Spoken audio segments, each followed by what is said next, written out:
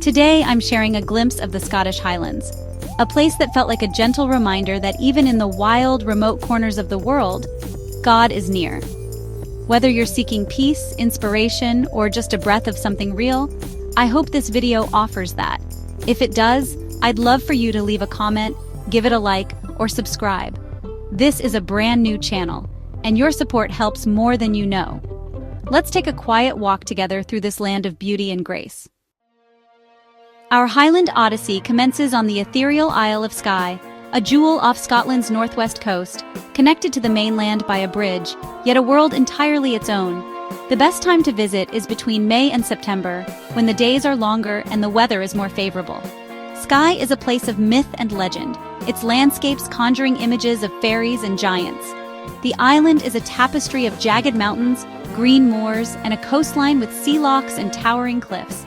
One of Skye's most enchanting locations is the fairy pools. Nestled near Glen Brittle at the foot of the Black Quillins, these crystal-clear pools and waterfalls are a must-see. The water, cascading down from the mountains, is a vibrant turquoise. Legend has it that these pools are frequented by fairies. For the adventurous, a dip in these waters is unforgettable. The walk to the pools offers stunning views of the surrounding peaks, a truly magical experience in the heart of Skye. Comment below and tell me where you're watching from. I love hearing from you. From the ethereal landscapes of Skye, we journey to Loch Ness, a body of water synonymous with mystery and legend.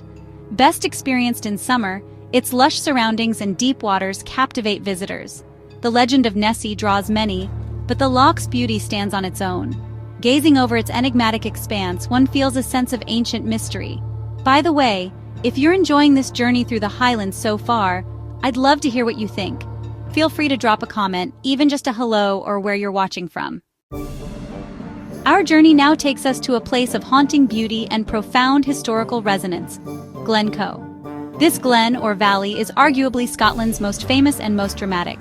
The optimal time to witness its grandeur is between April and October, when the weather is generally more favorable for exploring its many trails and viewpoints. Glencoe is not just a stunning natural wonder, it is a place deeply etched in the Scottish psyche, the site of the infamous 1692 massacre, and its towering peaks and brooding atmosphere seem to hold the echoes of that tragic past. To enter Glencoe is to be immediately enveloped by its immense scale and raw, untamed power. The Glencoe Valley itself is a masterpiece of glacial sculpting. Towering mountains such as the iconic Buachai Etive Moor at its eastern entrance, and the formidable Three Sisters Bayan Fada, Gair Aonach, and Aonach Dubh flank the glen, their slopes scarred by time and weather.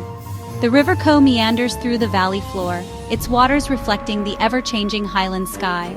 Driving through Glencoe is an experience in itself, with each bend in the road revealing a new, awe-inspiring vista. Ben Nevis, conquering Britain's highest peak. Our Highland exploration now elevates us to the very roof of Great Britain, to the mighty Ben Nevis. Standing at 1,345 meters, Ben Nevis is a magnet for adventurers. The best time to visit is from May to September. The mountain path starting from Glen Nevis is the most common route. It's a long trek, demanding good fitness and respect for the weather. The path offers spectacular views as you gain altitude. Reaching the summit is a moment of immense satisfaction. Before we move on to the next beautiful spot in the Highlands, I'd really appreciate it if you could take a moment to subscribe. It helps this new channel grow and means a lot to me. Cairngorms National Park, a wilderness unbound. We now venture into Britain's largest national park, a vast expanse of wildland, ancient forests, and unique Arctic alpine habitats, the Cairngorms National Park. Covering an area of over 4,500 square kilometers, this is a place of immense scale and diversity. The period from June to August is particularly appealing for a visit, as the long summer days allow for extensive exploration, and the park's flora and fauna are at their most active. The Cairngorms are not just a collection of mountains, they are a living, breathing ecosystem, a sanctuary for rare wildlife and a playground for outdoor enthusiasts. At the heart of the park lies the Cairngorm mountain range itself, a massive granite plateau characterized by its Arctic-like conditions, even in summer. Cairngorm, one of the highest peaks in the range, is accessible via Scotland's only funicular railway, when operational, which transports visitors to the ptarmigan station near the summit. From here, on clear days, the views are truly spectacular, stretching across the vast wilderness of the park. Eilean Castle, Scotland's iconic fortress. Our journey now leads us to one of Scotland's most photographed and instantly recognizable landmarks, Eilean Castle, strategically situated on a small tidal island where three great sea lochs meet, Loch Duich, Loch Long, and Loch Alsh. This iconic fortress is a vision of romantic Highland charm. The ideal time to visit and capture its beauty is between April and October, when the castle is open to visitors and the longer daylight hours enhance its picturesque setting. Eilean is more than just a pretty picture. It is a place steeped in history, clan warfare, and Jacobite intrigue. The castle's silhouette, with its sturdy keep and arched stone bridge connecting it to the mainland, is an arresting sight against the backdrop of the Kintail Mountains. Its history is long and turbulent, with the first fortified structure believed to have been built in the 13th century as a defense against Viking raids. Over the centuries, it has been rebuilt and modified several times, serving as a stronghold for the Mackenzies and later the Macraes. Our Highland tour now brings us to Fort William, a bustling town nestled at the foot of Ben Nevis and on the shores of Loch Linnhe. Often described as the outdoor capital of the UK, Fort William is a vibrant hub for adventurers and a crucial staging post for exploring the Western Highlands. The period from May to September offers the best conditions for the myriad of outdoor activities available here, with milder weather and longer days. The town itself has a rich history, evolving from a strategic military fort to the thriving tourist destination it is today. Fort William's strategic location has always been its defining feature.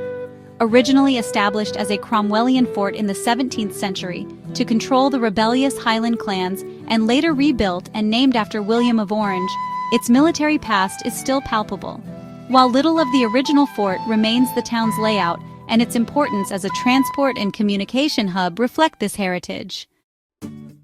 Our journey now takes us to the vibrant city of Inverness, widely regarded as the capital of the Scottish Highlands. Nestled at the northern end of the Great Glen, where the River Ness flows into the Moray Firth, Inverness is a thriving cultural and commercial hub with a rich history. The best time to explore this charming city and its surroundings is typically between June and August, when the summer festivals are in full swing and the weather is generally at its most pleasant. This allows for enjoyable walks along the river and exploration of its many attractions. Inverness Castle, perched majestically on a hill overlooking the River Ness, is one of the city's most prominent landmarks. Although the current red sandstone structure dates mainly from the 19th century and now houses the Sheriff Court, the site itself has been fortified for centuries. We now venture into one of the most dramatic and geologically ancient landscapes in all of Britain, Torridon. Located in the Northwest Highlands, this area is characterized by its formidable mountains of Torridonian sandstone and Louisian gneiss, some of the oldest rocks on Earth. The prime time to explore this wild and rugged terrain is between May and September, when the daylight hours are long and the weather, though always unpredictable in the Highlands, offers a better chance for clear views and safe passage through its challenging landscapes. Torridon is a place that evokes a profound sense of timelessness and raw, untamed nature. The giants of Torridon Liathach, Bain Aid, and Bain Alligan dominate the skyline, their terraced ridges and precipitous cliffs presenting a formidable challenge to even experienced mountaineers.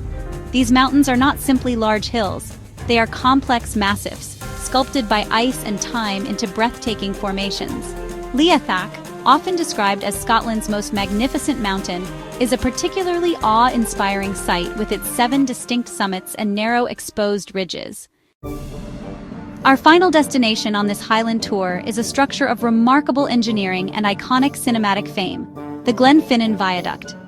Located at the head of Loch Shiel in the West Highlands, this elegant curving railway viaduct has become a must-see for visitors, particularly fans of the Harry Potter films, where it features prominently as the route for the Hogwarts Express.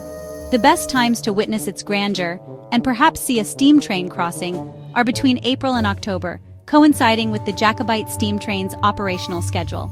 The Glenfinnan Viaduct, completed in 1901, is a marvel of Victorian engineering. Constructed entirely of concrete, it comprises 21 arches, reaching a height of 100 feet and stretching for over 1,000 feet across the Glenfinnan Valley. Its graceful curve allows trains to navigate the challenging terrain, and its construction was a significant feat, opening up this remote part of the Highlands. Today, it stands not just as a functional railway line, but as a beautiful monument to the ambition and skill of its creators, blending harmoniously with the stunning natural landscape that surrounds it. Thank you for joining me on this exploration of Scotland's wild heart. If you enjoy what you see, it would mean the world if you could give this video a like, leave a comment to say hi or share your thoughts, and subscribe to join me on more journeys like this one.